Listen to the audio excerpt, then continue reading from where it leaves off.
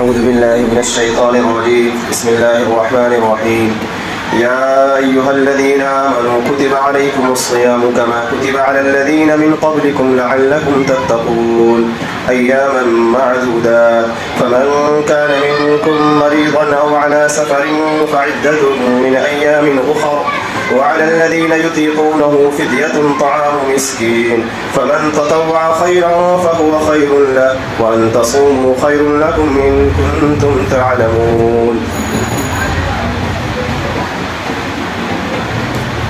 اے ایمان والو، کتب علیکم الصیام، تمہارے اوپر روزہ فرض کیا گیا ہے، کما کتب علی الذین من قبلکم، جس طرح یہ روزہ تم سے پہلے لوگوں پر فرض کیا گیا تھا، لعلکم تتقون، اس توقع پر، اس امید پر کہ تم متقی بن جاؤ. ایام معدودات، گنتی کے ہیں چند روز روزے رکھ لو. فمن کان منکم مریضا، تو جو تم میں سے بیمار ہو، او علی سفر، یا وہ حالت سفر میں ہو، فعدۃ من ایام اخر، تو اس کے ذمے شمار کرنا ہے، اس کے ذمے گنتی کرنا ہے، من ایام اخر، دوسرے دنوں میں سے. وعلی الذین یطیقونہ، اور ان لوگوں پر جو اس کی طاقت رکھتے ہیں، فدیہ ہے، طعام مسکین، ایک مسکین کا کھانا. فمن تطوع خیرا فہو خیر لہ، جو تم میں سے خوشی سے خیر کا کام کرے، اچھائی کا کام کرے، فہو خیر لہ، تو وہ اس کے لیے بہتر ہے. وان تصوموا خیر لکم، اور تمہارے لیے روزہ رکھنا بہتر ہے، ان کنتم تعلمون، اگر تمہیں روزے کی فضیلت معلوم ہے. میں نے آپ کے سامنے 2 آیتوں کی تلاوت کی ہے. ان 2 آیتوں میں اسلام کے ایک عظیم رکن، ایک عظیم ستون، ایک عظیم شاعر کو بیان کیا گیا ہے. ہم سب کو معلوم ہے اور صحیح حدیث میں ہے کہ اسلام کی بنیاد، بنی الاسلام علی 5، کہ اسلام کی بنیاد 5 چیزوں پر ہے. ان 5 چیزوں میں سے ایک اہم چیز، ایک اہم ستون صوم رمضان المبارک کا روزہ ہے. اس آیت کریمہ میں اسی روزے کا تذکرہ کیا گیا ہے، اور اس کے بعد دوسری آیت میں اس روزے سے متعلق کچھ احکام بیان کیے گئے ہیں. میں مختصراً ان دونوں آیتوں پر کچھ گفتگو کروں گا، اور خاص طور پر میں نے اس آیت کے ان دونوں آیتوں کریمہ کا انتخاب کیا ہے اس لیے کہ رمضان المبارک کا مہینہ قریب ہے. چند دنوں کے بعد رمضان المبارک کی مبارک گھڑیاں شروع ہونے والی ہے. اگر ہم اس رمضان المبارک کو صحیح طریقے سے، صحیح نیت کے ساتھ، روزے کی قدر کرتے ہوئے، روزے کے احکام پر عمل کرتے ہوئے گزاریں گے تو یقیناً رمضان المبارک میں خاص طور پر جن برکتوں کا وعدہ کیا گیا ہے، ہم ان برکتوں سے مستفید ہوں گے. پہلے آپ کچھ تفصیل سن لیں. اس آیت کریمہ کا ترجمہ تو میں نے کر دیا، اس کے بارے میں مفسرین نے کیا کہا ہے، احادیث مبارکہ میں ان آیتوں کے تعلق سے کون کون سے احکام آئے ہیں، کیا کیا فضیلتیں آئی ہیں، میں مختصراً وہ باتیں عرض کرتا ہوں. سب سے پہلی بات اس آیت کریمہ میں یہ کی گئی کہ اللہ سبحانہ و تعالیٰ نے ایمان والوں کو مخاطب کرتے ہوئے فرمایا، یا ایھا الذین آمنوا، اے ایمان والو، کتب علیکم الصیام، تمہارے اوپر روزہ فرض کیا گیا ہے. روزہ عربی زبان میں اس کو صوم یا صیام کہتے ہیں. اب اس کا ایک لٹرل میننگ ہے، یعنی وہ معنی ہے جو لغت میں، قاموس میں بیان کیا جاتا ہے، اور صوم کا ایک معنی وہ ہے جو اسلام میں ہے، جو شریعت میں ہے، کہ جب ہم صوم روزہ بولتے ہیں تو ہم اس سے کیا مراد لیتے ہیں. اگر آپ عربی زبان کی ڈکشنری کھول کر دیکھیں، لغت کھول کر دیکھیں، تو اس میں آپ کو یہ دکھے گا کہ صوم کا لغوی ترجمہ اور لغوی معنی یہ ہے، لغت میں اس کا معنی ہے رکنا، الامساک. الصوم فی اللغت الامساک، صوم کا لغوی معنی ہے رکنا. کس چیز سے رکنا؟ لغوی معنی میں اس کی کوئی وضاحت اور تشریح نہیں ہے. لیکن یہی لفظ جب شریعت میں بولا جاتا ہے، جب اسلام میں اس لفظ کا استعمال کیا جاتا ہے تو اس کا ایک خاص معنی مراد لیا جاتا ہے. اس خاص معنی میں یہ لغوی معنی پایا جاتا ہے، اور وہ خاص معنی اور شریعت کی اصطلاح میں اس سے کیا مراد ہے وہ یہ ہے کہ انسان صبح صادق کے طلوع ہونے سے لے کر غروب آفتاب تک کھانے پینے اور بیوی سے اپنی ضرورت پوری کرنے سے مباشرت سے رک جائے، اس کو کہا جاتا ہے روزہ. طلوع صبح صادق سے لے کر غروب آفتاب تک نیت کر کے انسان ان 3 چیزوں سے باز رہے تو شریعت کی اصطلاح میں اس آدمی کو کہا جائے گا کہ یہ روزے دار ہے، یہ روزہ رکھنے والا ہے، اس کو صائم کہا جائے گا. تو یہ ہے اس کا شرعی معنی کہ شریعت میں جب یہ لفظ صوم یا صیام کا لفظ بولا جاتا ہے تو اس کا معنی ہوتا ہے کہ انسان صبح صادق سے لے کر صبح صادق کے طلوع ہونے کے بعد غروب آفتاب تک، سورج کے ڈوبنے تک، ان تمام اوقات میں کھانے پینے سے اور مباشرت سے باز رہے تو اس کو کہا جاتا ہے روزہ.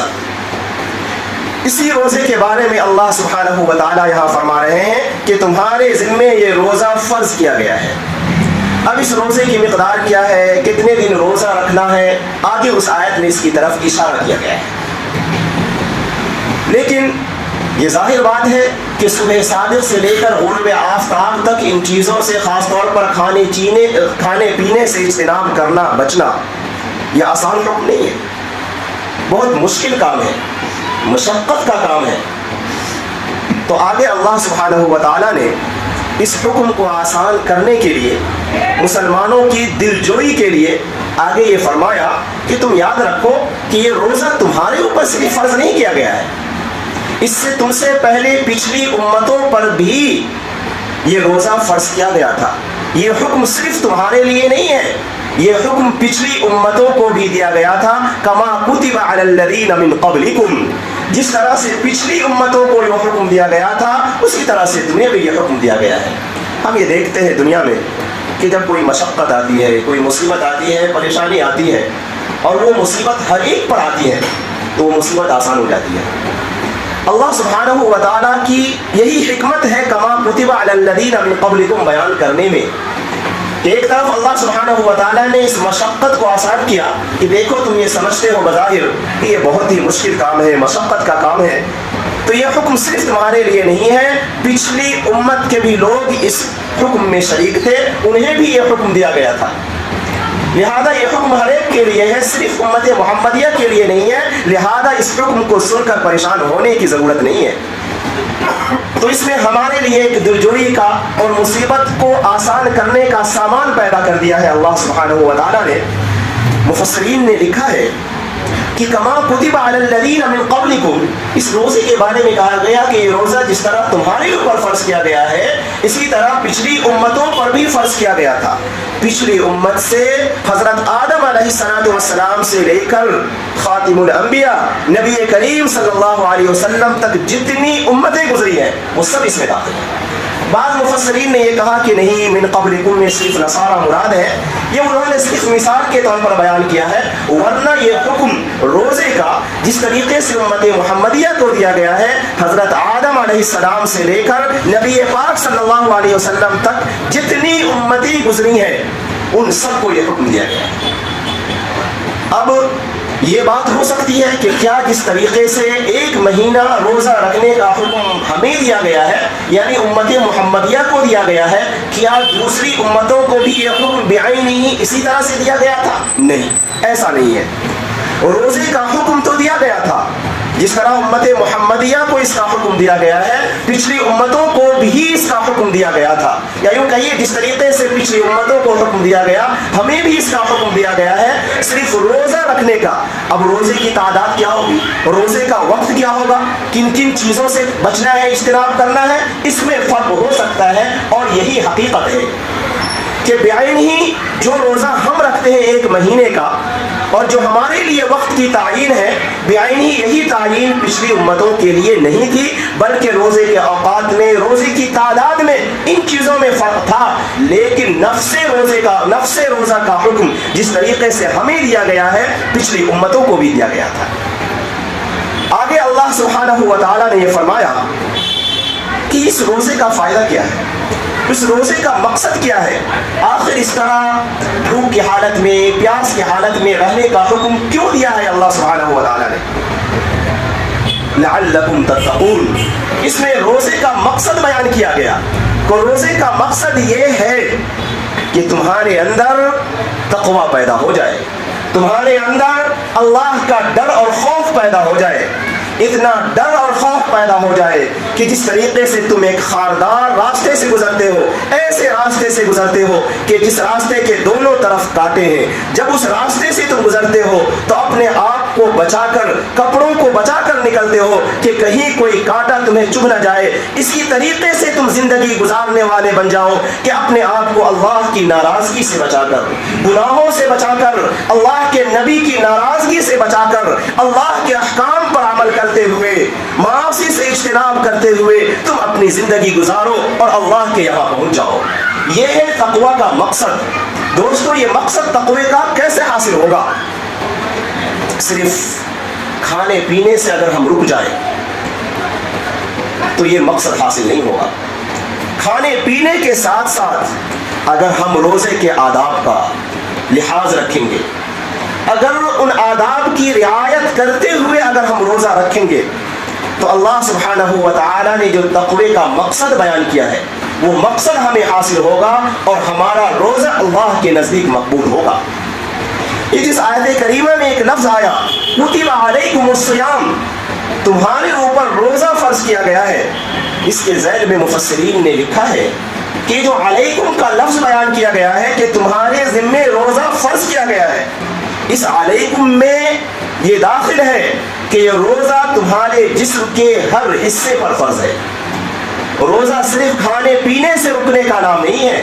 اگر ہم کھانے پینے سے اور مباشرت سے رک جائیں شرعی اعتبار سے تو ہم کو روزہ دار کہا جا سکتا ہے، لیکن روزے کی حقیقی برکت اور روزے کا جو حقیقی مقصد ہے وہ ہمیں صرف ان چیزوں سے حاصل نہیں ہوگا، بلکہ ہم روزے کے آداب کا اگر لحاظ کریں گے، ہم آنکھ کا بھی روزہ رکھیں گے کہ ہماری آنکھ روزے کے دوران خاص طور پر غلط جگہ نہ اٹھے، ہم موبائل پر، اسکرین پر یا لیپ ٹاپ پر کسی بھی طریقے سے ہم غلط صورتیں، غلط پکچر، فحش تصویریں، فحش فلمیں، ننگی تصویریں، اجنبی عورتوں کو ہم نہ دیکھیں۔ اگر ہم ان چیزوں سے بچتے ہوئے روزہ رکھیں گے تو یہ ہماری آنکھوں کا روزہ ہوگا۔ ہم نامحرموں کو روزے کے دوران نہیں دیکھیں گے۔ نامحرموں کو دیکھنا، جان بوجھ پر ان پر نظر ڈالنا، یہ تو ہر حال میں حرام ہے، لیکن خاص طور پر روزے کی حالت میں اگر ہم اس سے اجتناب کریں گے تو یہ ہماری آنکھوں کا روزہ ہوگا۔ تو علیکم میں آنکھ کا روزہ بھی داخل ہے، زبان کا روزہ بھی داخل ہے کہ ہم زبان سے کسی کی غیبت نہیں کریں گے، جھوٹ نہیں بولیں گے، اپنی زبان سے کسی کو تکلیف نہیں پہنچائیں گے، کسی کو گالی نہیں دیں گے۔ اسی طریقے سے اگر ہمارا کان کا بھی روزہ ہوگا کہ ہم کان سے گانا نہیں سنیں گے، میوزک نہیں سنیں گے، غیبت نہیں سنیں گے، اگر ہم اس طریقے سے روزہ رکھیں گے، اسی طریقے سے ہمارے دیگر اعضاء کا بھی اگر روزہ ہوگا تو ہم صحیح معنوں میں روزے کی برکتوں سے مستفید ہوں گے، اور روزے کا حقیقی مقصد جو ہے تقوی، اللہ کا ڈر اور خوف، وہ ہمارے دل میں پیدا ہوگا۔ اور جب وہ ہمارے دل میں پیدا ہوگا تو ہم دل میں رقت محسوس کریں گے، نرمی محسوس کریں گے، طاعت کا شوق، طاعت کی رغبت، مسجد سے دلچسپی ہمارے دلوں میں پیدا ہوگی۔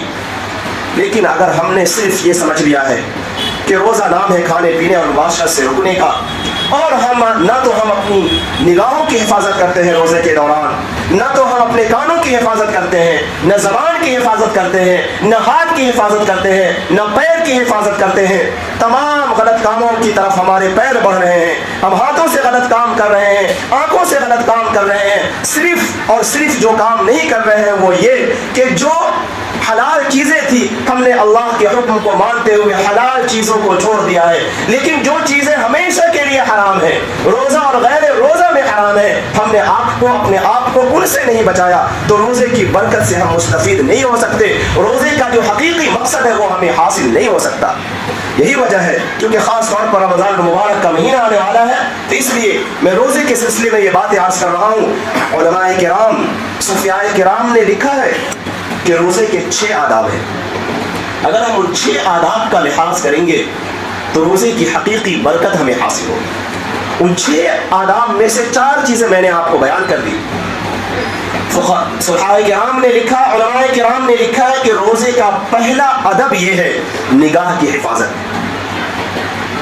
کہ ہماری نگاہ غلط جگہ یعنی ایسی جگہ ہماری نگاہ نہ پڑے جو ہمیں اللہ سے غافل کر دے, جو ہمیں دین سے دور کر دے.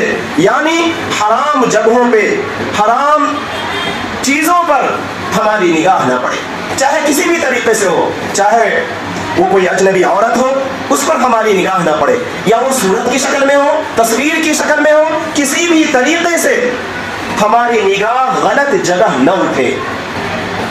حدیث پاک میں آیا النظر یعنی بد نگاہی, بد نظری سہم من سہام ابلیس مسموما, کہ بد نگاہی غلط جگہ نگاہ کا اٹھنا اور اٹھانا, جان بوجھ کر قصداً غلط چیز دیکھنا, یہ ابلیس شیطان کے زہر آلود تیروں میں سے ایک تیر ہے. کہ یہ چیز ایسی ہے کہ اس کی وجہ سے انسان کی عبادتیں, طاعتیں, ساری چیزیں بیکار ہو جاتی ہیں, انسان کو ختم کر دیتی ہے, انسان کے اندر سے روحانیت نکال دیتی ہے. تو سب سے پہلا ادب روزے کا یہ ہے کہ ہم اپنی آنکھوں کی حفاظت کریں. دوسرا ادب روزے کا یہ ہے کہ ہم زبان کی حفاظت کریں. زبان کی حفاظت میں سب سے پہلے نمبر پر یہ ہے کہ ہم غیبت سے اجتناب کریں, دوسروں کی پیچھے برائی بیان نہ کریں اور جھوٹ سے بچیں, کسی کو کسی بھی طریقے سے دھوکہ نہ دے. اس کے علاوہ اور بہت ساری چیزیں زبان کی حفاظت میں داخل ہیں. روزے کا تیسرا ادب یہ ہے کہ ہم کانوں کی حفاظت کریں, کانوں سے غیبت نہ سنیں, گانا نہ سنیں, میوزک نہ سنیں, اور کسی بھی حرام طریقے سے حرام مقام میں اپنے کانوں کا استعمال نہ کریں, حرام جگہ میں کانوں کا استعمال نہ کریں. اور چوتھا ادب یہ ہے کہ اپنے تمام اعضاء کو شریعت کے مطابق گزارے, یعنی پیر بھی ہمارا غلط جگہ کی طرف نہ اٹھے, ہاتھ بھی غلط جگہ کی طرف نہ اٹھے, نہ تو ہم ہاتھ سے غلط کام کرے, نہ پیر سے غلط کام کرے, نہ تو دل و دماغ سے کوئی غلط کام کرے.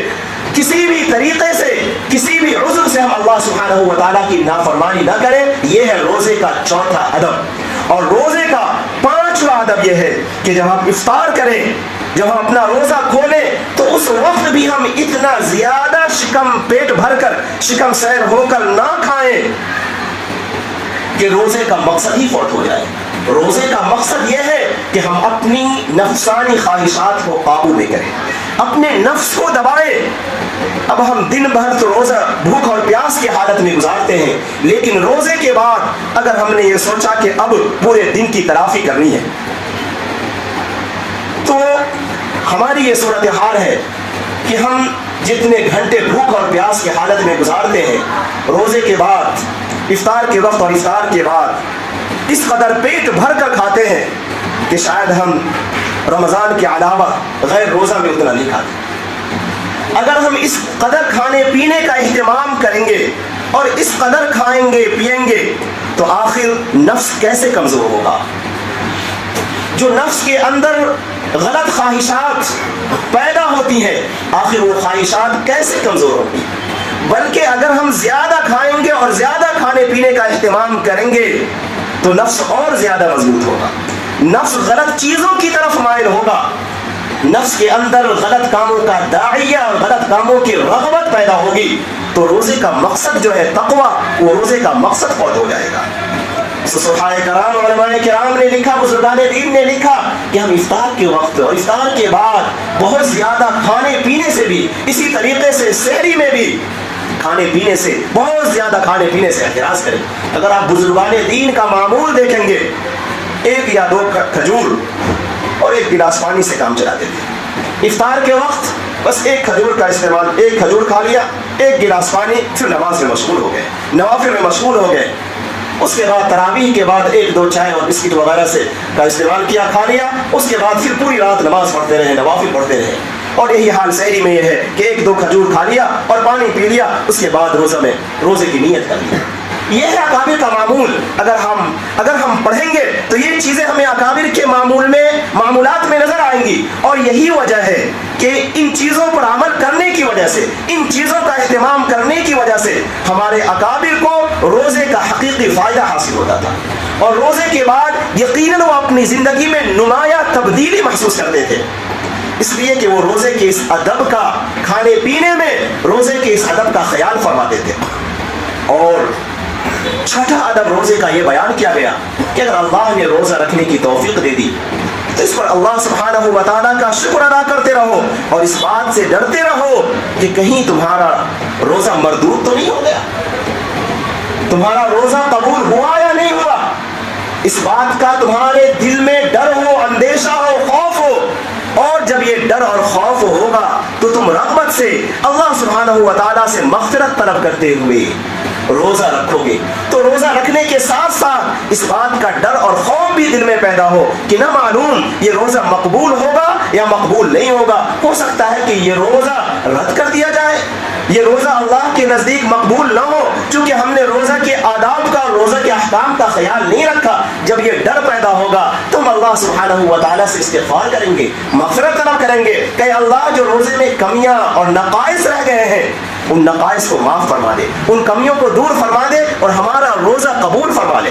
اس لیے کہ انسان بہت سے نیک اعمال کرتا ہے لیکن کوئی کسی نیک عمل کی گارنٹی اور ضمانت نہیں دے سکتا کہ یقیناً ہمارا یہ نیک عمل مقبول ہے.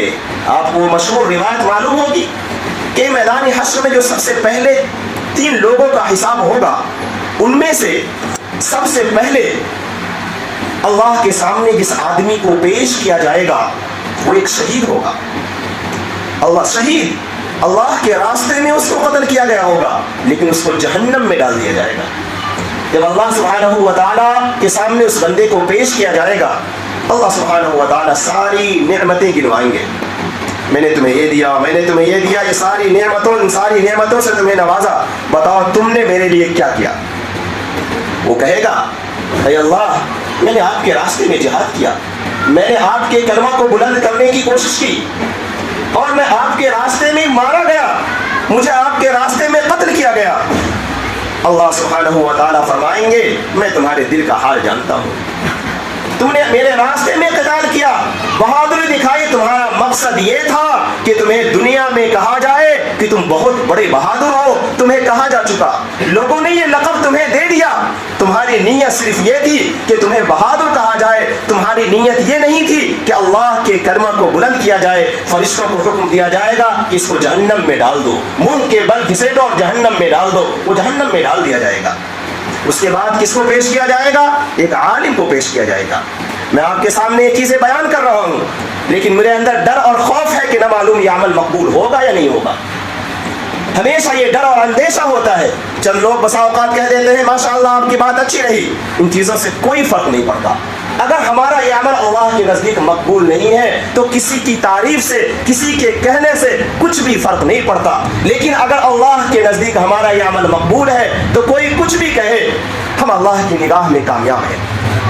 تو ایک عالم کو پیش کیا جائے گا, اللہ سبحانہ و تعالیٰ اس عالم کے سامنے اپنی ساری نعمتیں گنوائیں گے. اس کے بعد اس عالم سے کہیں گے کہ تم نے میرے لیے کیا کیا. وہ عالم کہیں گے کہ میں نے قرآن پڑھایا, سیکھا, لوگوں کو سکھایا, آپ کے دین کی خدمت کی.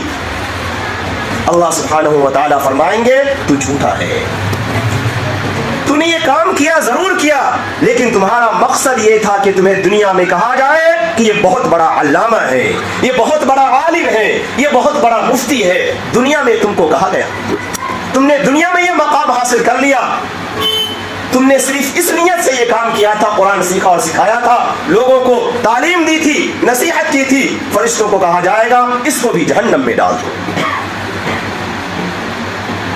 دوستو تو یہ ہے ہمارے اعمال کی حالت. کہ اگر ہم نیک اعمال کریں تو اس نیک اعمال پر فخر نہ کریں، بڑائی کا اظہار نہ کریں، لوگوں کے سامنے یہ جتائیں کہ ہم کیا کیا یہ اعمال کر رہے ہیں، روزانہ 10 پارے اور 25 پارے 20 پارے اور ایک قرآن پاک ہم ختم کر رہے ہیں۔ لوگوں کے سامنے بیان کرنے کی ضرورت نہیں ہے، اللہ کے سامنے رونے کی ضرورت ہے کہ اللہ ہمارا یہ نیک عمل قبول کر لے۔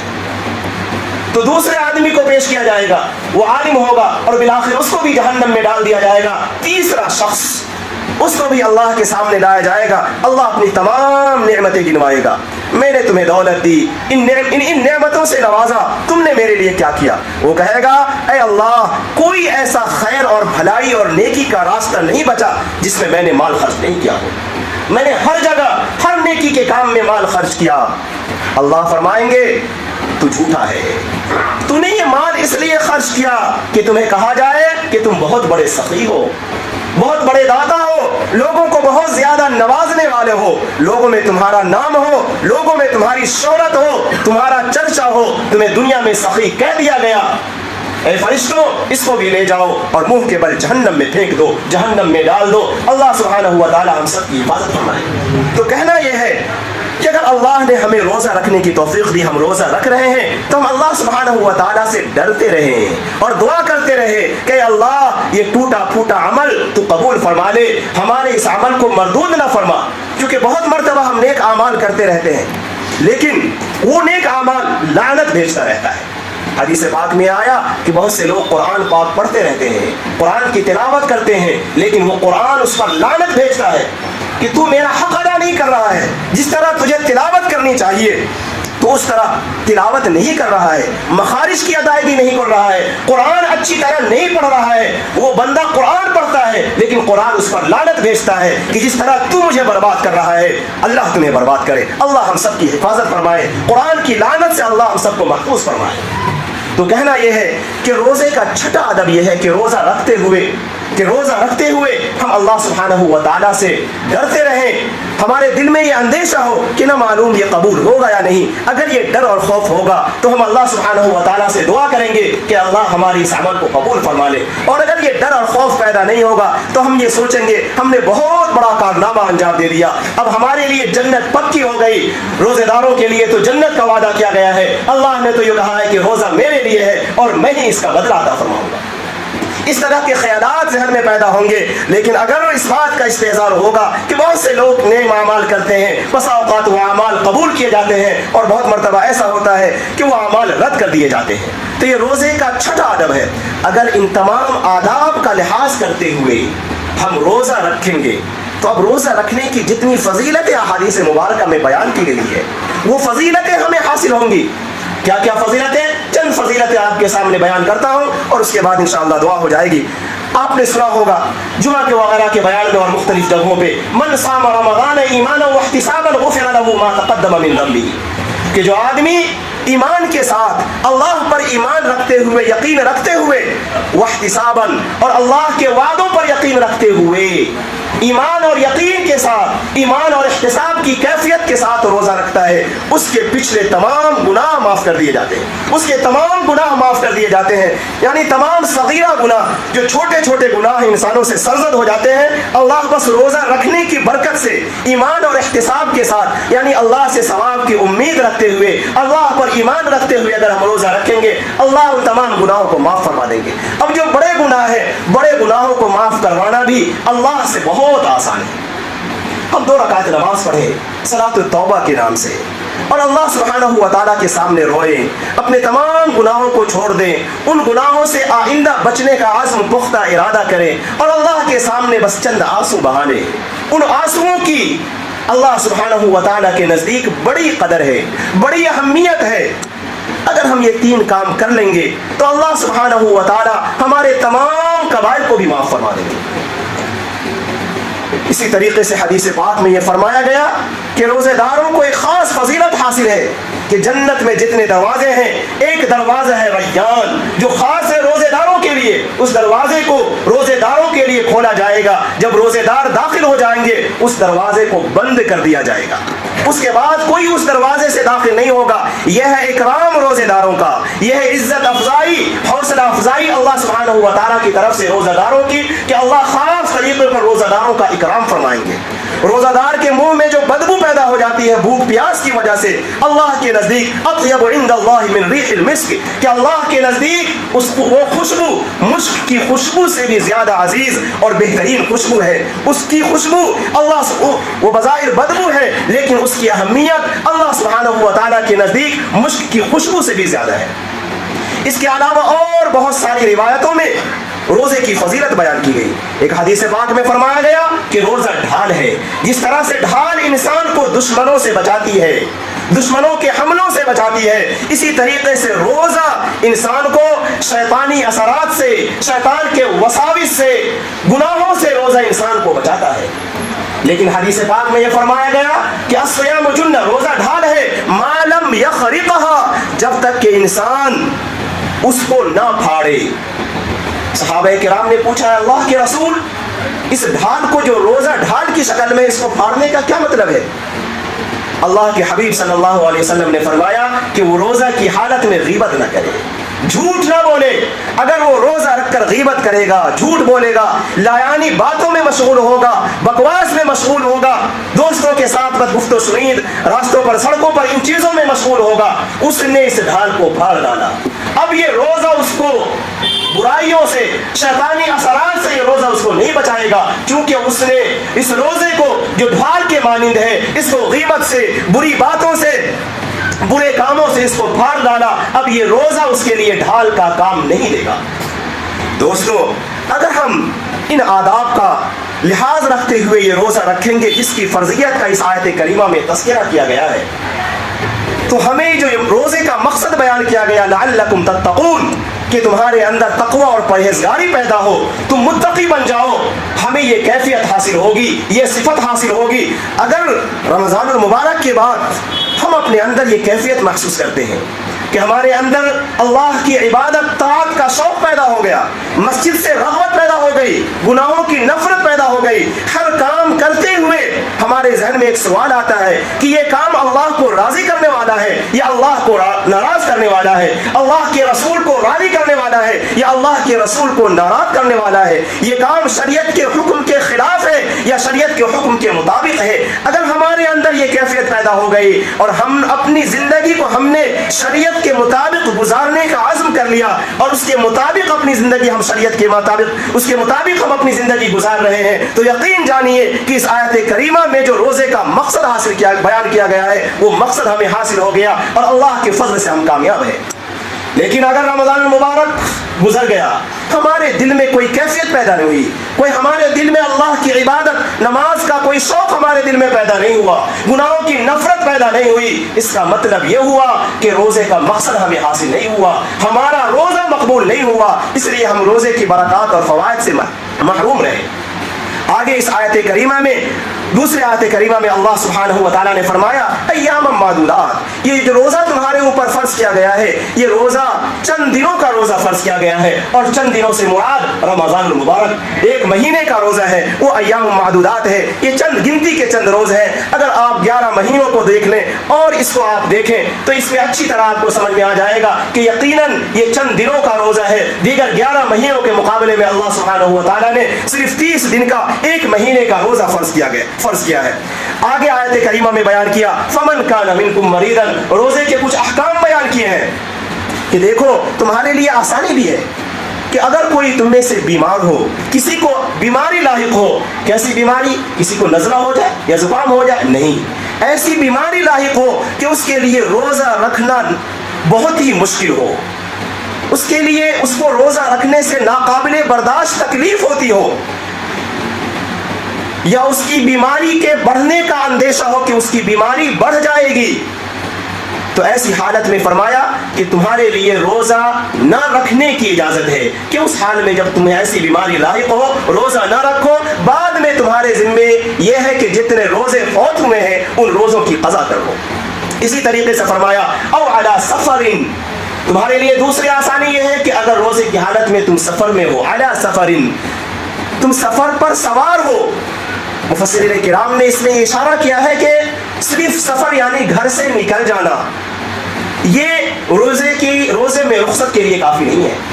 انسان گھر سے نکلے اور گھر سے نکلنے کے بعد ایک خاص مقدار طے کر لے, ایک خاص مسافت طے کر لے. وہ کتنی مسافت ہو, قرآن پاک میں اس کا کوئی تذکرہ نہیں ہے کہ انسان کتنے دنوں کے لیے اور کتنی دور کا سفر کرے تو اس کو روزہ نہ رکھنے کی رخصت حاصل ہے کہ وہ روزہ نہ رکھے اور بعد میں ان روزوں کی قضا کر لے. یہ بات متعین ہے کہ قرآن پاک میں ہر حکم کو تفصیل سے بیان نہیں کیا گیا ہے. نبی پاک صلی اللہ علیہ وسلم نے اپنی احادیث مبارکہ سے قرآن پاک کی آیتوں کی تشریح کی ہے. آج بھی کچھ لوگ دنیا میں موجود ہیں اور آج سے 200-300 سال پہلے ایسے لوگ بڑی تعداد میں موجود تھے جو اپنے آپ کو کہتے تھے کہ ہم اہل القرآن ہیں, ہم اہل القرآن ہیں, یعنی ہم صرف قرآن پر عمل کرنے والے ہیں, ہم حدیث کو نہیں مانتے ہیں, حدیث پر ہمارا اعتماد اور بھروسہ نہیں ہے. وہ ایک گمراہ فرقہ تھا جو راہ راست سے ہٹ گیا تھا. ہم ان لوگوں سے یہ سوال کرتے ہیں کہ یہ بتاؤ کہ کیا مطلب ہے اس کا. قرآن پاک میں یہ ہے اعلیٰ سفر کہ جو تم میں سے سفر میں ہو, لیکن سفر کی اس میں مقدار بیان نہیں کی گئی ہے. قرآن میں نماز پڑھنے کا حکم دیا گیا ہے لیکن نماز کی رکعتیں کتنی ہیں, تعداد, رکعتوں کی تعداد, سنتوں کی تعداد, کتنی فرض رکعتیں ہیں, کتنی سنتیں ہیں, قرآن پاک سے تم بیان کرو. لیکن وہ بیان نہیں کر سکتے. معلوم یہ ہوا کہ وہ گمراہ فرقہ تھا. اب تک کچھ لوگ اس طرح کے موجود ہیں جو اس طرح کی باتیں کرتے ہیں, لیکن وہ فرقہ مکمل طور پر اہل سنت والجماعت سے خارج ہے, اسلام سے خارج ہے. کہنا یہ تھا, یہ ضمناً ایک بات آ گئی کہ قرآن میں ہر حکم کی پورے طور پر تفصیل بیان نہیں کی گئی ہے. ہم تفاصیل کے لیے احادیث مبارکہ کو دیکھتے ہیں, صحابہ کرام کے معمول کو دیکھتے ہیں, فقہاء کرام کے اقوال کو دیکھتے ہیں کہ انہوں نے اس حکم کے بارے میں کیا بیان کیا ہے. اب احادیث پاک کی روشنی میں صحابہ کرام کے عمل کو دیکھ کر فقہاء کرام نے اس بات کی تعیین کر دی کہ جو آدمی 3 منزل کے سفر پر نکلے, یعنی اتنی دور سفر کا ارادہ ہو کہ وہاں تک جانے میں عام طور پر اگر کوئی پیدل جائے تو 3 دن لگ جاتے ہیں. اگر اتنی دور کا اگر سفر کرے, اتنی دور جانے کی اگر کسی کی نیت ہو تو اس کو مسافر کہا جائے گا اور اس کو روزہ نہ رکھنے کی رخصت حاصل ہے.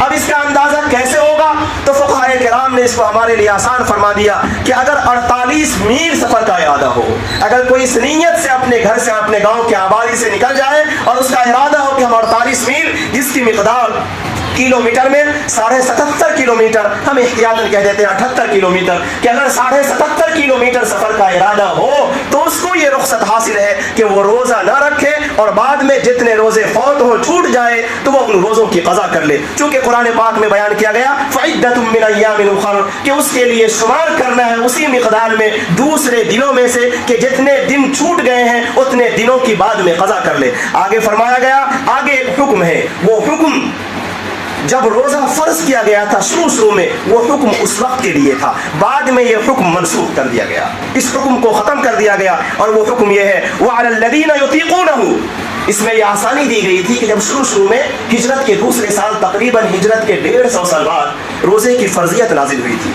جب روزے کا حکم شروع میں نازل ہوا تھا تو حکم یہ تھا کہ جو چاہے وہ بیمار ہو یا بیمار نہ ہو, طاقتور نہ ہو, ہر ایک کو یہ اجازت حاصل ہے کہ وہ چاہے روزہ رکھے, اور اگر روزہ رکھنے کی خواہش نہ ہو, روزہ رکھنے کا دل نہ چاہے تو وہ روزہ نہ رکھے. ہر ایک کو یہ اجازت تھی کہ تم چاہے روزہ رکھو اور روزہ رکھنے کی خواہش نہ ہو تو اس کی جگہ تم فدیہ دے دو.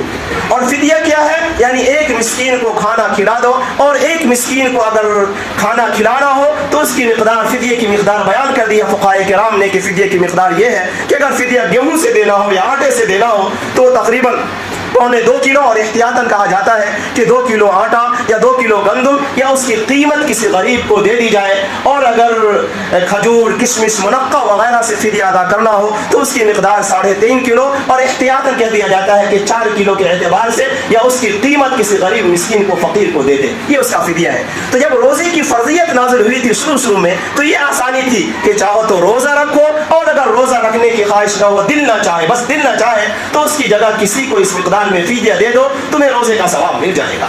لیکن اور آگے بیان فمن تطوع خیرا, کہ جو تم میں سے نفلی طور پر کچھ زیادہ دے دے، یعنی ایک فدیہ سے زیادہ کسی کو دے دے، فدیے کی جو مقدار ہے اس سے بڑھا کر کسی کو دے دے تو وہ اس کے لیے بہتر ہے۔ لیکن ان تمام حالتوں میں، بیماری کی حالت میں یا سفر کی حالت میں، یا وہ جو حکم شروع میں تھا بعد میں وہ حکم ختم ہو گیا، اس تمام حالتوں میں بہتر یہ ہے وَأَن تَصُومُوا، قرآن پاک نے بیان کیا کہ یہ تمہیں سہولتیں حاصل ہے، لیکن ان تمام صورتوں میں تمہارے لیے روزہ رکھنا ہی بہتر ہے اگر تم روزے کی فضیلتوں سے واقف ہو۔ یہ حکم کیسے منسوخ ہوا، کب منسوخ ہوا؟ دو روایتیں آپ کے سامنے پیش کر کے اپنی بات ختم کر دوں گا۔ بخاری، مسلم، ابو داؤد، ترمذی، نسائی اور اس کے علاوہ اور بہت ساری روایتوں میں حضرت سلمہ ابن اکوع رضی اللہ عنہ کا قول نقل کیا گیا ہے کہ حضرت سلمہ ابن اکوع فرماتے ہیں کہ جب روزے کا حکم شروع میں نازل ہوا تو ہمیں یہ اختیار تھا کہ ہم چاہے روزہ رکھیں، اور اگر ہم روزہ رکھنا نہ چاہیں تو اس کی جگہ ہم فدیہ دے دیں۔ لیکن آگے آیت آ رہی ہے، اس آیت کریمہ کے نزول کے بعد وہ آیت کریمہ کیا ہے؟ فَمَنْ شَهِدَ مِنْكُمُ الشَّهْرَ فَلْيَصُمْهُ۔ اس آیت کریمہ میں صاف صاف بیان کیا گیا کہ جس کو رمضان المبارک کا مہینہ مل جائے، تم میں سے جو ماہ رمضان کو پالے فَلْيَصُمْهُ، تو وہ ضرور اس کا روزہ رکھے۔ حضرت سلمہ ابن اکوع فرماتے ہیں کہ جب یہ آیت کریمہ نازل ہوئی اور اس آیت کریمہ میں مطلقاً حکم بیان کیا گیا کہ جس کو بھی رمضان المبارک کا مہینہ مل جائے اس کے لیے رمضان المبارک کا روزہ رکھنا ضروری ہے، تو وہ حکم جو پہلے تھا اختیاری حکم کہ روزہ رکھو اور دل نہ چاہے تو روزہ نہ رکھو، اس آیت کے نازل ہونے کے بعد یہ پہلا حکم جو علی الذین یطیقونہ فدیۃ طعام مسکین میں بیان کیا گیا ہے وہ حکم منسوخ ہو گیا۔ ایک دوسری روایت ہے جو حضرت معاذ بن جبل کی لمبی روایت ہے، اس روایت میں یہ بیان کیا گیا کہ دو حکم نازل ہوئے، ایک حکم نماز کا اور دوسرا حکم تھا روزے کا۔ ان دونوں حکموں میں تین تبدیلیاں ہوئی، یعنی شروع سے لے کر آخر تک جو آخری حکم باقی رہا اس میں 3 قسم کی تبدیلیاں ہوئی۔ میں نماز کا تذکرہ بھی نہیں کر رہا ہوں، صرف روزے کا تذکرہ کر رہا ہوں۔ اس حدیث پاک میں یہ بیان کیا گیا کہ پہلی تبدیلی روزے کے حکم میں یہ ہوئی کہ جب نبی پاک صلی اللہ علیہ وسلم مدینہ منورہ تشریف لائے تو آپ ہر مہینے 3 دنوں کا روزہ رکھتے تھے، اور یوم عاشورہ یعنی 10ویں محرم کا روزہ رکھتے تھے، یعنی وہی روزہ فرض تھا۔ اور اس کے بعد اللہ پاک نے روزے کی فرضیت یعنی رمضان المبارک کے روزے کا حکم نازل کیا، لیکن اس میں یہ اختیار دیا کہ جس کا دل چاہے روزہ رکھے اور جس کا دل چاہے روزہ نہ رکھے۔ تو پہلا حکم یہ تھا کہ آپ صلی اللہ علیہ وسلم مہینے میں 3 دن اور 10ویں محرم کا روزہ رکھتے تھے۔ اس کے بعد یہ حکم ختم کیا گیا اور رمضان المبارک کے روزے کو فرض کیا گیا، لیکن اس میں یہ اختیار تھا کہ جو چاہے روزہ رکھے اور جو چاہے روزہ نہ رکھے۔ لیکن اس کے بعد یہ آیت کریمہ نازل ہوئی من شہید منکم الشہر فلیصمہ، کہ جس کو بھی رمضان المبارک کا مہینہ مل جائے اس کے لیے اب روزہ رکھنا ضروری ہے۔ تو وہ جو پہلے اختیار دیا گیا تھا اب اس کو ختم کیا گیا اور اس حکم کو لازم کر دیا گیا کہ تمہارے لیے روزہ رکھنا ہی ضروری ہے۔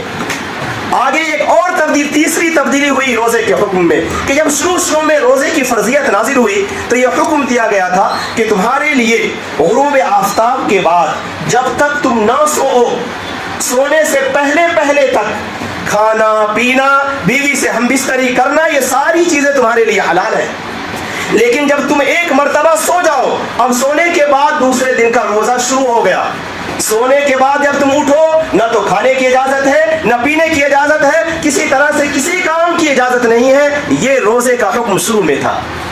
بعض صحابہ کرام سے غلطی ہو گئی کہ وہ رمضان کے بعد افطاری کے بعد سو گئے، سو کر اٹھے تو ابھی بہت زیادہ وقت باقی تھا، صبح صادق میں انہوں نے کھا لیا پی لیا، بیوی سے ہم بستری کر لی۔ نبی پاک صلی اللہ علیہ وسلم کو اس کا علم ہوا، اللہ سبحانہ و تعالیٰ کے علم میں ساری باتیں تھیں، اللہ سبحانہ و تعالیٰ کو بندوں پر رحم آیا کہ ان سے تو یہ غلطیاں ہوتی رہیں گی، سو کر اٹھنے کے بعد پھر ان کاموں میں مشغول ہو جائیں گے، کچھ کھا لیں گے پی لیں گے۔ اللہ سبحانہ و تعالیٰ نے ایک اور آسانی پیدا فرما دی اور قرآن پاک کا یہ حکم نازل ہوا احل لکم لیلۃ الصیام الرفث الی نسائکم، کہ روزے کی رات میں تمہارے لیے غروب آفتاب کے بعد سے صبح صادق تک کھانا پینا اور سارے کام تمہارے لیے حلال ہیں، کسی قسم کی کوئی رکاوٹ نہیں ہے۔ تو یہ تیسری تبدیلی روزے کے حکم میں نازل ہوئی۔ یہ تفصیل ہے کہ کس طریقے سے اللہ سبحانہ و تعالیٰ نے رفتہ رفتہ مسلمانوں کو، ایمان والوں کو روزے کا عادی بنایا، اور مقصد یہی تھا اگر ایک مرتبہ تمام احکام نافذ کر دیے جاتے, ہر چیز کا حکم ایک مرتبہ دے دیا جاتا, تو یہ انتہائی مشکل کام ہوتا, لوگوں کے لیے مشقت والا کام ہوتا. اللہ تعالیٰ کو, مسلمانوں کو, ایمان والوں کو روزے کا عادی بنانا مقصود تھا, روزے کا خوگر بنانا مقصود تھا. اس کی وجہ سے یہ رفتہ رفتہ حکم دیا. خلاصہ یہ ہے کہ رمضان المبارک کا مہینہ آنے والا ہے, اور اس مہینے کی جو اہم ترین عبادت ہے وہ ہے روزے کی عبادت ہے, جس کا ان دو آیتوں میں تذکرہ کیا گیا. اللہ سبحانہ و تعالیٰ سے دعا ہے کہ اللہ سبحانہ و تعالیٰ ہم سب کو روزہ کا اہتمام کرنے کی توفیق عطا فرمائے. روزہ کے آداب کا, ان کے تمام احکام کا خیال کرتے ہوئے, رعایت کرتے ہوئے اللہ سبحانہ و تعالیٰ ہم سب کو روزہ رکھنے کی توفیق عطا فرمائے, تاکہ ہم سب کو جو روزے کا اہم ترین مقصد ہے, جس خاص مقصد سے روزہ فرض کیا گیا ہے, جو تقوی, جس کو روزے کا مقصد بیان کیا گیا ہے, ہماری زندگی میں یہ صفت تقوی آ جائے, ہم اللہ سبحانہ و تعالیٰ سے ڈرنے والے بن جائے, ہم متقی بن جائے. اللہ سبحانہ و تعالیٰ ہم سب کے لیے روزہ رکھنا آسان فرمائے. وآخر دعوانا الحمدللہ رب العالمین. بسم اللہ الرحمن الرحیم. لا الہ الا انت الأحد الصمد الذی لم یلد ولم یولد ولم یکن له کفوا احد. لا إله إلا أنت الأحد الصمد الذي لم يلد ولم يولد ولم يكن له كفوا أحد. وصلى الله على سيدنا وحبيبنا ومولانا محمد وعلى آله وصحبه أجمعين. لا إله إلا أنت سبحانك إني كنت من الظالمين. ربنا ظلمنا أنفسنا وإن لم تغفر لنا وترحمنا لنكونن من الخاسرين. اللهم سلمنا لرمضان وسلم رمضان لي وسلمه لي متقبلا. اللهم سلمنا لرمضان وسلم رمضان لي وسلمه لي متقبلا. اللهم إنك عفو تحب العفو فاعف عني يا كريم. اللهم اغفر لي ولوالدي ولجميع المؤمنين والمؤمنات ولجميع المسلمين والمسلمات ولمن حق علي ولمن أوصاني بالدعاء يا أرحم الراحمين. ربنا آتنا في الدنيا حسنة وفي الآخرة حسنة وقنا عذاب النار. ربنا آتنا في الدنيا حسنة وفي الآخرة حسنة وقنا عذاب النار. اللهم إني أسألك الهدى والتقى والعفاف والغنى. اللهم إني أسألك الهدى والتقى والعفاف والغنى يا أرحم الراحمين. اللهم إني أسألك من الخير كله عاجله وآجله وأعوذ بك من الشر كله عاجله وآجله. اللهم إني أسألك من خير ما سألك منه نبيك وحبيبك محمد صلى الله عليه وسلم, وأعوذ بك من شر ما استعاذك منه نبيك وحبيبك محمد صلى الله عليه وسلم. ربنا ظلمنا أنفسنا وإن لم تغفر لنا وترحمنا لنكونن من الخاسرين. اللهم إنا نسألك موجبات رحمتك وعزائم مغفرتك والغنيمة من كل بر والسلامة من كل إثم. اللهم لا تدع لنا ذنبا إلا غفرته ولا هما إلا فرجته ولا دينا إلا قضيته ولا مرضا إلا شفيته يا أرحم الراحمين. ربنا ظلمنا أنفسنا وإن لم تغفر لنا وترحمنا لنكونن من الخاسرين. رب ارحمهما كما ربياني صغيرا. رب ارحمهما كما ربياني صغيرا. ربنا تقبل منا إنك أنت السميع العليم. سبحان ربك رب العزة عما يصفون وسلام على المرسلين والحمد لله رب العالمين.